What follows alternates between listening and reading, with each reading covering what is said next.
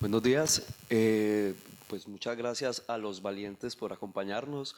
Muchas gracias a Alex, a Horacio, al Centro Cultural La Moneda, a Loreto por permitir este escenario de, yo diría que más que académico, un escenario para compartir lo que sabemos hacer, para compartir lo que estamos haciendo y para encontrarnos en esos lugares comunes que es precisamente la mediación pedagógica y la accesibilidad educativa.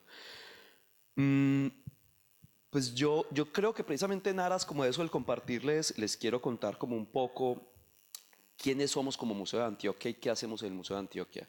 Finalmente, y después de escuchar como a los otros amigos, ponentes que han estado durante toda esta semana, nos hemos encontrado con que estamos hablando básicamente de los mismos temas y lo que hacemos allá no es para nada ajeno a lo que ustedes hacen aquí o están haciendo en México o en España o en Argentina, etcétera, etcétera. Creo que en el mundo de la educación y el mundo de los museos estamos en total sincronía con este tema de la formación de públicos y en total sincronía con el hecho de que tenemos que, como cuarta, tal vez quinta generación de museos, cambiar nuestra manera precisamente de relacionarlos con los públicos y de generar otros procesos de mediación y de intervención con ellos. Eh, pues esta conversación la titulamos desde el comienzo como aquí y allá todos somos museo. Mm, Eso parte de una premisa fundamental y ya creo que Alex conoció a uno de nuestros compañeros de Museo de Antioquia, que se llama Carlos Edwin Rendón, que estuvo aquí hace un año, compartir una experiencia que la denominamos como Museo y Territorios. Nosotros como Museo de Antioquia estamos enclavados en una ciudad que ha tenido una interesantísima transformación en los últimos 20, tal vez 30 años. Pues no es ajena a la historia, tal vez la historia oscura que tuvo nuestro país en la década de los 70s, 80s, tal vez partecita de los 90s. Pero afortunadamente sobrevivimos a la gran mayoría de ello y hemos empezado como a trascender un poco como el tema. Medellín es una ciudad compleja, una ciudad en desarrollo, una ciudad para invertir, una ciudad con riqueza económica. Solemos hacer un chiste en nuestra ciudad y es que decimos que cómo irá a quedar de bonita Medellín cuando la terminen, porque es una ciudad de altísima inversión en infraestructura, inversión urbanista, entonces es una ciudad que siempre está como en desarrollo y eso trae todo lo bueno y trae todo lo malo, ¿cierto? Una ciudad que ha cambiado en términos generales el tema de la inversión desde las políticas públicas. Lo que antes simplemente se difuminaba hoy por hoy está bien encauzado y está orientado hacia la construcción de equipamientos culturales. En este momento una cantidad bastante notable para una ciudad de menos de 3 millones de habitantes. Estamos hablando de unos casi 25 parques culturales, centros de cultura, una nueva denominación de equipamientos que le llamamos unidades culturales, además de los museos. Entonces, una ciudad que se está volcando precisamente como a reconocer en el arte y en la cultura un elemento primordial para la transformación social, cultural y humana. Ha habido un cambio sustancial, precisamente como en la manera de ver y de relacionarnos con la educación y con los educadores, más allá precisamente como de pensar el arte como o las instituciones culturales como instituciones que provocan o generan entretenimiento, ¿cierto? Es decir, para nosotros el tema de la cultura se convirtió en un leitmotiv y se convirtió precisamente como en una nueva forma de hacer ciudad a través de las prácticas, no solamente artísticas, sino en general culturales, que generen lo que para nosotros es relevante, que es consumo cultural. Consumo cultural entendido no como el consumo de aquellos que compran por comprar cultura, sino de aquellos que se arriesgan a consumirla, no solamente la cultura artística o plástica de los museos, sino que intentamos generar procesos de sensibilización donde los públicos van a cine, van a teatro, compran libros, leen libros, participan de la cultura deportiva, etcétera, etcétera. Creemos que al final de cuentas este tema va a seguir trascendiendo en ese cambio poblacional desde los más pequeños hasta los más grandes. Esta imagen es el emplazamiento principal del Museo de Antioquia. Quienes lo conozcan sabrán que está en una posición que hasta su entonces fue vital para la historia de la ciudad, porque este edificio, este gran edificio que ustedes ven ahí, es un edificio que data de la década de los años 50 más o menos. Fue la antigua alcaldía de Medellín. Entonces, este emplazamiento tiene una historia muy valiosa para nosotros también como museo. Somos un museo de 135 años. En este edificio estamos de quinceañeras este año, estamos precisamente el 15 de octubre, cumplimos 15 años en esto que es el nuevo museo.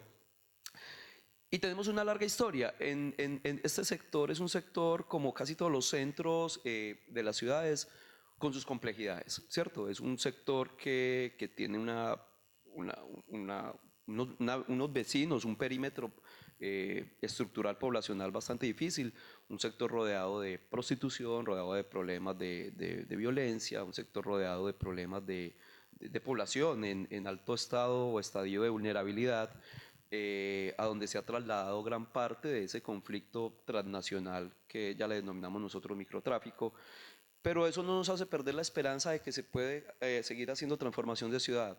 Es decir, es un sector en el que es muy difícil convocar públicos, por ejemplo, porque nadie quiere ir al centro de Medellín, o por lo menos muy pocas personas. Tanto administración pública como nosotros, como institución privada, le apostamos fuerte a esto, ¿cierto? El museo es un museo privado, no es una figura mixta, pero nuestros grandes aliados son, por ejemplo, recursos o secretarías municipales desde Medellín, desde la gobernación, inclusive desde el mismo Ministerio de Cultura colombiano, pero la mayor parte de nuestros recursos son conseguidos a través de la gestión con empresa privada. Y estos recursos con la empresa privada y con la empresa y con la entidad pública es lo que nos permite a nosotros desarrollar precisamente programas de formación de públicos. Este bello emplazamiento es solamente el frontis de un edificio que, como les digo, data de hace unos 50 años. Fue la alcaldía de Medellín y hoy por hoy Museo de Antioquia. Mm, el edificio mismo el edificio mismo es como escultura o como elemento arquitectónico, es patrimonial. No estoy seguro si es patrimonio arquitectónico de la nación o del municipio, pero es un edificio que, al igual que nos contaba el doctor Antonio del Museo Antropológico de México, no se puede tocar. Es decir, es invariable su estructura, es invariable su forma de presentarse como edificio mismo, pero hemos hecho un poco de magia para permitir que este edificio, salvo algunas excepciones, pueda ser realmente accesible. Y cuando hablamos de un edificio que es accesible, no solamente estamos hablando de llenarlo de ascensores y de rampas eléctricas y de cositas braille por todos lados. Creo que, y estoy de acuerdo con lo que comentaba ayer Natalia de Museo de Bellas Artes, que el tema de la accesibilidad se volvió muy manoseado, y cuando desde las instituciones hablamos de cosas accesibles, casi siempre estamos pensando en la persona que llegó en silla de ruedas, o la persona que llegó con un bastón, o la persona que llegó con un perro lazarillo, etcétera, etcétera. Para nosotros la accesibilidad, y creemos fielmente en esto, va un poco más allá. Nosotros pensamos que ayer lo comentaba tal vez con Loreto, que el tema de la accesibilidad y por ende de la discapacidad empieza por nosotros mismos los empleados de los museos, ¿cierto? Es decir, no entender la diferencia, no entender las necesidades especiales de los públicos que nos visitan, es precisamente dejar de hacer un montón de acciones que son naturales para poderlos recibir. ¿Qué museo somos? Somos un museo con una colección de unas 8.000 piezas más o menos, tal vez un 90% de ellas en bodega, como todas las grandes colecciones. Tenemos unas 14, 16 salas, de esas unas 12 son salas permanentes, las otras son salas temporales. Esto nos pone en una tarea muy interesante, y es todo el tiempo estar revitalizando de alguna manera la colección. Es una colección llena con objetos, obras de arte. No somos un museo de arte contemporáneo precisamente, pero somos un museo contemporáneo de arte. Eso nos pone en una situación muy interesante, y es que nos permite todo el tiempo estar reviviendo, revitalizando de manera muy crítica lo que tenemos como colección y lo que tenemos como acervo cultural. Y eso a partir de las prácticas artísticas contemporáneas, en espacios convencionales y en espacios menos convencionales. Aquí y allá todos somos museo, que como empecé contándoles, es como quisimos titular esta conversación, parte precisamente de ahí. Es decir, salirnos un poco como del cubo expositivo, salirnos de ese cubo blanco, como a veces denominamos las salas más tradicionales desde el concepto mismo de exhibición, es empezar a relacionarnos con comunidades, y es empezar a hacer trabajos de intervención más allá inclusive del arte mismo. Es decir, no necesariamente todo lo que se produce en un museo es una obra de arte y no necesariamente todo lo que se exhibe en un museo es una obra de arte. Nosotros expandimos un poco esa noción y la denominamos como prácticas artísticas en comunidad, ¿cierto?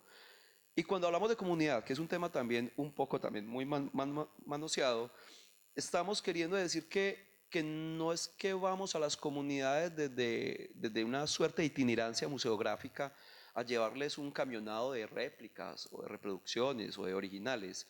Creo que eso no nos interesa. De hecho, lo que hacemos con las comunidades es ir a producir la exposición con ellos mismos.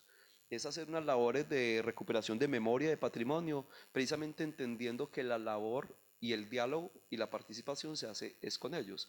No pensamos que no tiene, digo pensamos para nosotros Museo de Antioquia, que no tiene mucho sentido ir a hacer un ejercicio de decoración de espacios con obras del museo. Nos interesa más trabajar con la comunidad y poderlos hacer partícipes de una construcción colectiva. Ahí es donde empieza como toda esta historia de cómo nosotros entonces, además de coleccionar, conservar, clasificar y comunicar, que es lo que suelen hacer todos los museos, también queremos hacer una práctica que vaya mucho más allá de ese cubo blanco y mucho más allá de la museología o la museografía misma, y es hacer una participación activa en ese ejercicio permanente de transformación social, cultural y humana. ¿Sí? Mm, tenemos una deuda pendiente, yo no sé si solo nosotros como Museo de Antioquia o todos los museos del mundo, es una deuda pendiente de inclusión. Casi siempre dentro de nuestros discursos de producción museológica, museográfica, y con ello me refiero al montaje de exposiciones, y con ello me refiero a los diseños educativos o pedagógicos que hacemos para los públicos, casi siempre, por más que queramos, se nos queda más de la mitad de la población por fuera porque regularmente diseñamos estrategias educativas para personas en cierto grado, con cierto grado de escolaridad, me refiero regularmente como a los 10 años hacia arriba, y peor aún, diseñamos cosas académicas para públicos académicos, el círculo vuelve y se cierra, ¿cierto? Cuando nosotros empezamos a entender esto como desde el tema y de más allá de ser un término de escritorio, como ahí listo, vamos a convertirnos en el 2015 en un museo bien accesible, bien incluyente, donde todos quepan. Yo creo que más allá de esa cosa romántica de mencionarlo desde un escritorio, es realmente trabajar en campo, ¿cierto? Y es realmente intentar hacerlo, intentar crear ese diálogo con las comunidades. Esta pregunta, ¿quién tiene Facebook? Levanten la mano, bien puedan. Muy bien. ¿Quiénes no?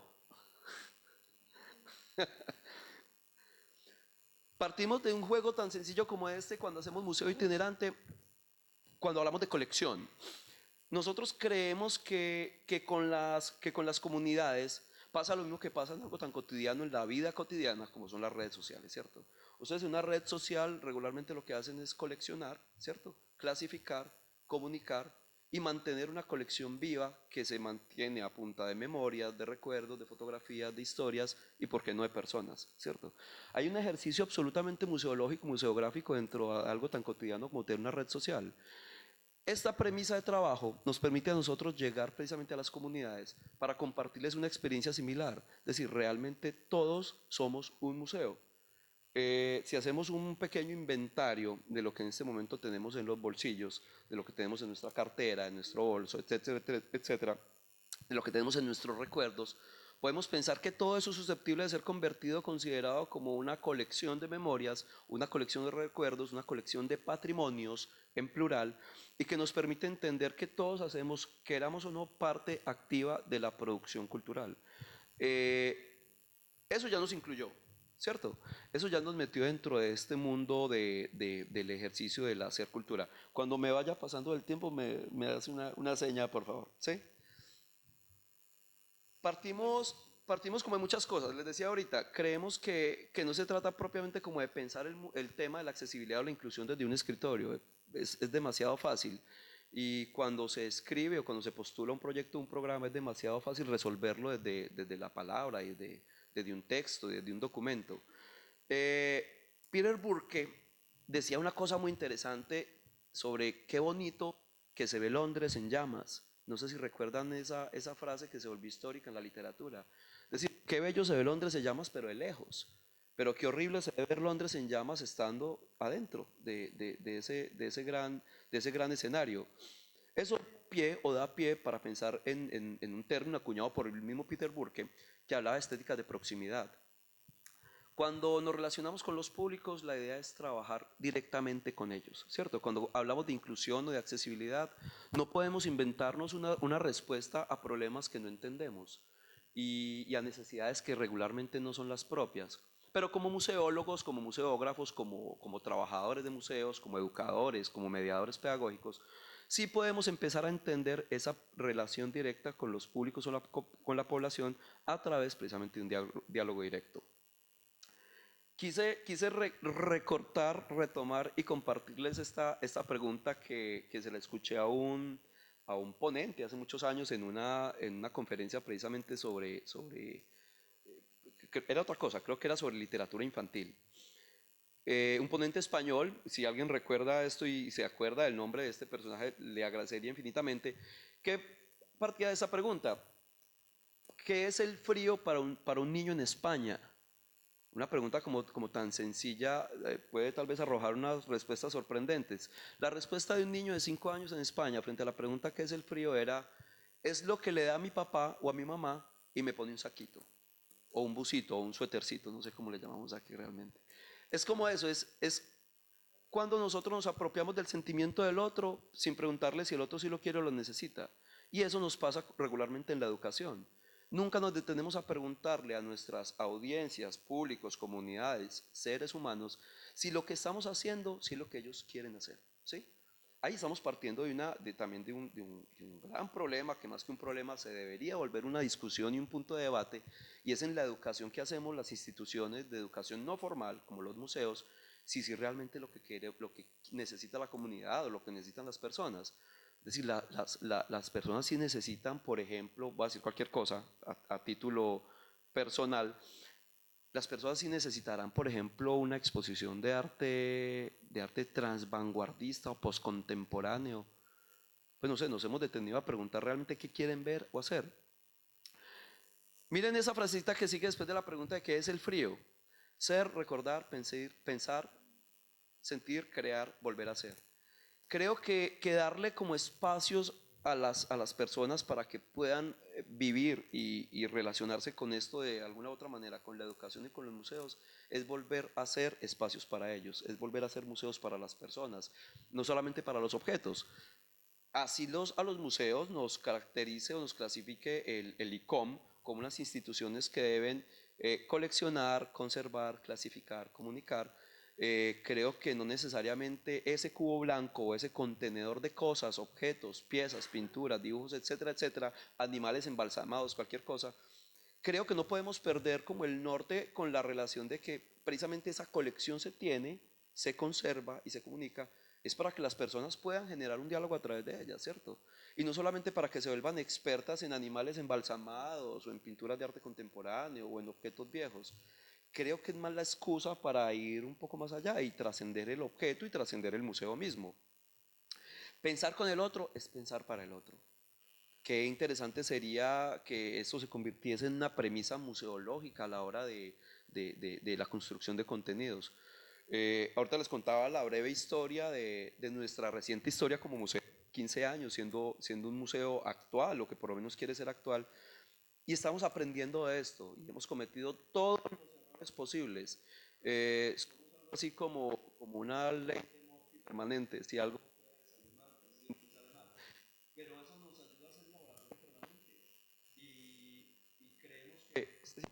y creemos que como no tenemos muy claro qué queremos hacer, eso nos está permitiendo encontrar unos grandes hallazgos en el camino que nos sacan de lugares comunes desde lo educativo. Estas preguntas las hacía Natalia y quiero como resolverlas. Se está acompañando, ¿cierto? Gracias. Pero sí son preguntas que nos pueden dejar como en el aire para el resto del día o de la semana o del mes o del año como unas tareas importantes para quienes nos dedicamos a esta cosa llamada mediación educativa o mediación cultural o curaduría interpretativa. En cada lugar le estamos poniendo nombres distintos, pero resulta siendo la misma cosa realmente. Creo que no debemos dejarnos sorprender por los sismos que cada 15 días nos inventamos dentro de la teoría educativa y simplemente entender que lo que estamos haciendo lo estamos haciendo bien, ¿cierto? Creo que no hay mucha necesidad de filosofar profundamente sobre ello porque como lo estamos haciendo, así es. Y de ello me he venido dando cuenta y me da mucho, como mucho gusto de eso en este encuentro con relación a todo lo que les he escuchado. Es decir, han sido un montón de experiencias que precisamente nos dan como esa suerte de norte, acompañada de una gran alegría de que hey, lo estamos haciendo bien. No necesitamos mucho que lleguen grandes teóricos o grandes pensadores a decirnos cómo hacerlo, porque lo sabemos hacer. El asunto es si lo estamos documentando para que eso pueda servir a generaciones de mediadores pedagógicos futuros, ¿cierto? Y que ese tema de la inclusión y de la accesibilidad se convierta en una, casi que en una política pública. Eh, Mediación pedagógica para nosotros dentro de todo este concepto de accesibilidad es trascender la teoría, es trascender el conocimiento mismo otorgado por el arte, es entender que los museos más allá de información o más allá de convertir en expertos a nuestras audiencias o públicos o comunidades es que tengamos que ser unos grandes posibilitadores o constructores de experiencias, experiencias significativas, experiencias memorables, experiencias que permitan que el otro o los otros quieran volver a un museo. Regularmente los museos somos aburridores y yo creo que eso no es un secreto para ninguno, pero precisamente porque no nos esforzamos mucho en salirnos de esa premisa de simplemente colgar un cuadro y dejarlo colgado y esperar a que el otro como público resuelva el problema. Creo que ahí tiene que también haber un gran cambio en la mirada de nosotros como instituciones y pensar que la relación con esos públicos a través de la obra de arte debe cambiar, se debe modificar. Estos días les contaba yo una breve anécdota de lo que nos ha tocado hacer precisamente para volver a generar experiencias y para volver a crear como esa buena y sostenible relación con los públicos. Y es cambiar el tema precisamente de hacer, que también lo mencionaban ayer, de cambiar la guía cultural por una mediación experiencial. Y eso implica cosas tan simples como bueno, vamos a hacer esta vez un recorrido en patines y meternos como en ese gran problema con el resto de la institución, haciendo que los públicos recorran un museo en patines. Es un poco extravagante, pero funciona. A nadie se le va a olvidar recorrer un museo en patines. O descalzos, bueno, vamos a quitarnos los zapatos y vamos a recorrer un museo descalzos. Creo que son pequeñas tonterías que inclusive pueden apelar como al ridículo, pero el ridículo funciona y es memorable y hace que ese recorrido, esa experiencia sea una experiencia para la vida, ¿cierto? No es el mismo recorrido de siempre y esto es solamente como un ejemplo de montones de cosas que nos toca inventarnos todo el tiempo y sacar cosas del sombrero cual buenos magos para precisamente volver a cautivar esa relación con las poblaciones que nos asisten. Esto es demasiado harto, yo de esto no quisiera como que hablemos hoy. Eh, y creo que ya no sé cómo seguimos cuando nos inventamos no, eso no nos lo inventamos nosotros ni mucho menos, pero cuando empezamos a entender que teníamos o que tenemos esa gran deuda con un gran porcentaje de la población, empezamos a entender que dentro de esos diseños educativos se nos quedó medio mundo por fuera. Y durante muchos años nunca se nos ocurrió hacer cosas para niños de 2 años, para niños chiquitos, para viejitos de 90 años, para personas con diversidad funcional, temporal o permanente, que ya lo hemos mencionado desde lo auditivo, desde lo visual, desde lo cognitivo. Porque inclusive para las mismas políticas de seguridad del Museo de Antioquia, quizás uno de los edificios más custodiados de la ciudad de Medellín, con un protocolo rigurosísimo por el acervo cultural que contiene, y eso es entendible, pero también empezó a haber una situación de mediación pedagógica interna, ¿cierto? Una suerte de sensibilización con relación a lo que implica la inclusión, inclusive para nosotros mismos, entendiendo que el primer público de un museo son sus trabajadores. A veces, y que no nos pase como decían los griegos, como la historia del arquitecto que construye grandes palacios en los que nunca habita. Y eso es muy bonito porque generalmente a los trabajadores de museos nos pasa eso, hacemos grandes dispositivos educativos pero nunca participamos de ellos más allá de su producción, porque nunca nos pensamos realmente como público inmediato de un museo. El primer público de un museo es el trabajador de un museo, ¿cierto?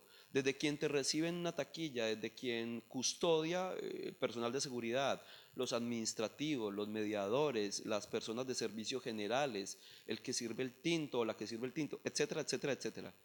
Todos los empleados de un museo deben tener esa misma conciencia de que trabajan en un lugar cuya materia prima de producción es intelectual y sensible, ¿cierto? Y espiritual inclusive. Es decir, en los museos no embotellamos gaseosas o refrescos, no hacemos tornillos, no hacemos herramientas. Trabajamos con una materia tan sensible como es el arte, la cultura y la educación, ¿cierto? En esa medida o en ese orden de ideas, el primer acceso a la sensibilización tiene que partir por los mismos empleados de museo, porque son quienes van a replicar, a multiplicar y a validar eso en lo que sí creemos. Yo creo que no hay nada más horrible en el mundo de las ideas que promulgarlas sin creer en ellas, porque nadie te las cree entonces. Y parte fundamental de esto que le estoy diciendo es que los museos tenemos que creernos el cuento y ponerle, además de mucha cabeza, mucho corazón y hacerlo con toda la honestidad posible, sin que se vuelva otra vez ese discurso como un poco trillado de hablar de accesibilidad, pero resolverlo a punta de ascensores, creo que eso no es. Entonces eso de la accesibilidad, eso de entender que hay una gran diferencia entre las audiencias, entre los públicos, según su condición cognitiva, su condición física, su condición por grupo etario, por sexo, por edad, por escolaridad, es empezar a entender que nos toca diversificar la manera de cómo nos comunicamos. La misma guía pedagógica no sirve para todo el mundo, y eso es clarísimo. Es decir, no podemos recibir un niño de 3 años con la misma guía que le damos a una persona de 40 años, con otro nivel de escolaridad. Creo que ahí empieza a diversificarse el tema y ahí es donde empieza realmente a haber una producción teórica que es importantísima para las instituciones culturales y sobre la que tal vez se ha escrito poco. Y también es como una invitación a ustedes y a nosotros que hacemos parte como de esto, como empezar a tomar noticas y empezar a hacer cosas y empezar a compartir todo esto en lo que con toda seguridad sí creemos. ¿Por qué comparto esto de yo soy tú? Creo que es un término que nos pone literalmente en los zapatos del otro y donde empezamos a hacer una producción de conocimiento precisamente para que los públicos se sientan parte de esa construcción. Es decir, conversar con el otro, escuchar al otro, hacerlo parte de ese diálogo y de esa creación, creo que es lo que nos pone en el mismo nivel de conversación. Eh, Hasta que por fin, en este momento, estamos ya hablando de otra cosa y es que se habla y se habla con mucha frecuencia de una cuarta generación de los derechos humanos que parece que por fin está pensando en la otredad, en la diferencia y de lo cual nosotros tenemos que hacer parte, ¿cierto? Entonces esto de yo soy tú es pensarnos como el otro y es pensar que no necesariamente debemos hacer cosas para que el otro venga o vaya a las instituciones a entretenerse, sino para que sea una experiencia vital, ¿sí?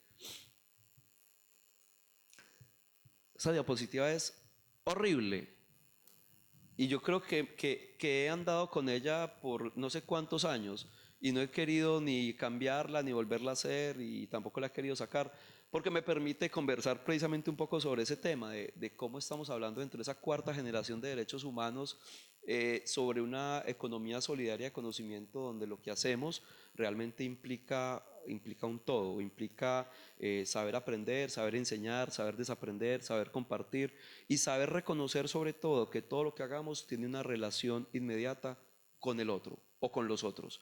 Y que vuelve al principio de la conversación y que era que les decía sobre parte de nuestra obligación, misión o deber hacer como museo y es hacer una transformación social, ¿cierto? Más allá de volverlos a todos expertos en Fernando Botero, volverlos expertos en arte colombiano o en arte moderno contemporáneo, es empoderarlos de tal vez como de acciones integracionistas para que de alguna u otra manera esto pueda influenciar la ciudadanía misma, es decir, una persona sensible a través del arte con toda seguridad será una persona sensible con el otro, con la diferencia del otro, con los animales, con las plantas, con el todo, con el universo. Y no es que el arte nos vuelva mejores seres humanos, sino los artistas seríamos mejores seres humanos. Eso nunca va a pasar. Pero yo creo que la conexión con lo sensible, con esa materia prima de la que hablamos ahorita, desde el dar y recibir, desde el aprender y enseñar, nos empodera. y nos empodera en la medida de que nos convierte también en productores y en replicantes de estas acciones. Todo esto finalmente es inclusión, todo esto directamente es accesibilidad. Yo no quise como traerles a ustedes como ejemplos de lo que hacemos en braille y de los ascensores que hemos hecho en el museo y de las cosas que hemos hecho para personas sordas, las audioguías, porque no, yo creo que más que contarles esos pequeños detalles, que cualquiera los resuelve desde lo técnico, desde lo operacional, es más o menos como relatar esa experiencia que nos llevó a esa otra necesidad, ¿cierto? Eh, hay un punto de partida fundamental en ese sentido, que es entonces relacionarnos con el otro a través de la sinceridad. Ya para terminar, les cuento no les voy a leer todo esto, pero quiero como más o menos relatarles que dentro de esa práctica cotidiana entonces de formación de públicos, no sé cómo suena acá el término formación de públicos, para nosotros ya se volvió a mí no me gusta el término, pero se volvió como una acepción general de la que todos participamos, y es poder generar esos canales con todos los públicos a través de proyectos que nos permiten incluirlos de muchas maneras. Población diferencial, población en situación de vulnerabilidad, primera infancia, tercera edad, el mundo académico. Todo eso lo hacemos a través de este montón de programas o proyectos que nos permiten entender precisamente que el museo está mucho más allá del museo y que inclusive, bueno, esto tal vez no les guste mucho a mis colegas en el Museo de Antioquia, pero que inclusive trasciende la colección, siendo un punto de partida muy, muy importante el hecho mismo de coleccionar, conservar, pero también muy importante trascenderla porque el museo se convierte en una experiencia de ciudad, en una experiencia de vida, que como les digo, ayuda a transformar pensamiento. Eh, si me regalan un último segundito, les voy a compartir una cosita que demora 3 minutos. ¿Puedo? Si encuentro el mouse.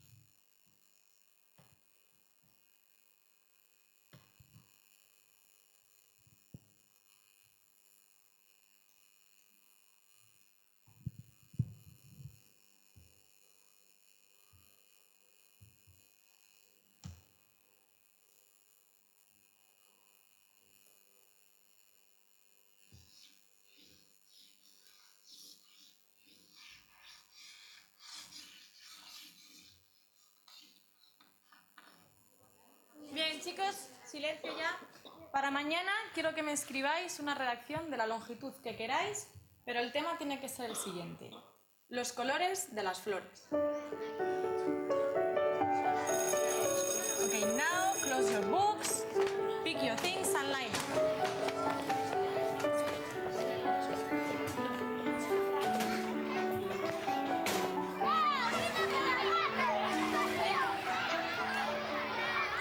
Diego, ¿cómo vas a hacer la redacción?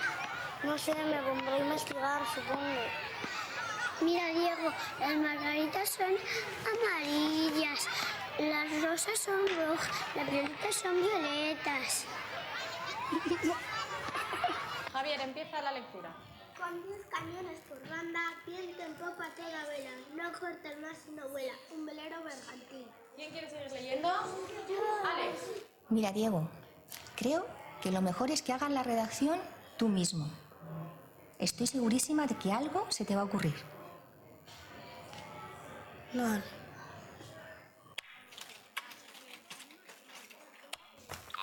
Buscar componente. El color es una percepción visual que se genera en el cerebro al interpretar las señales nerviosas que le envían los fotorreceptores de la retina. ¿Fotorreceptor?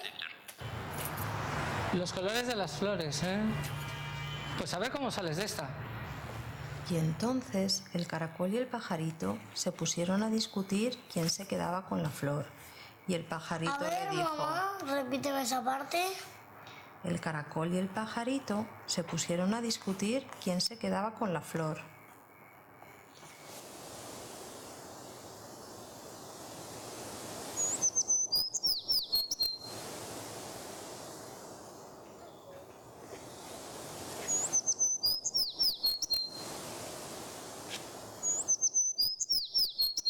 Venga, mamá, corre, que tengo una idea. Escucha Una perfección visual que se genera en los fotorreceptores.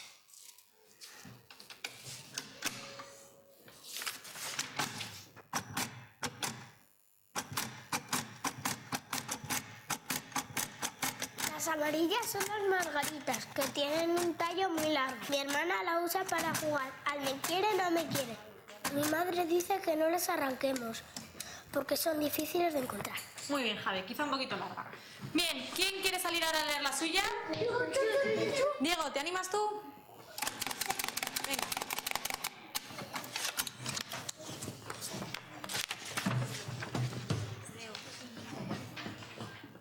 Las flores son de color pajarito y hay muchos colores de flores.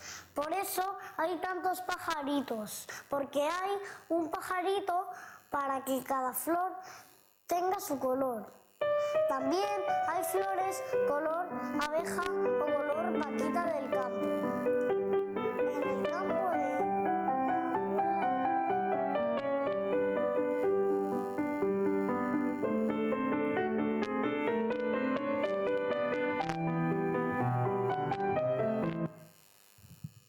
Una historia muy bonita. Bueno, muchas gracias. Creo que aquí termina mi partecita y ahorita ya si tienen alguna pregunta o alguna inquietud la vamos a resolver.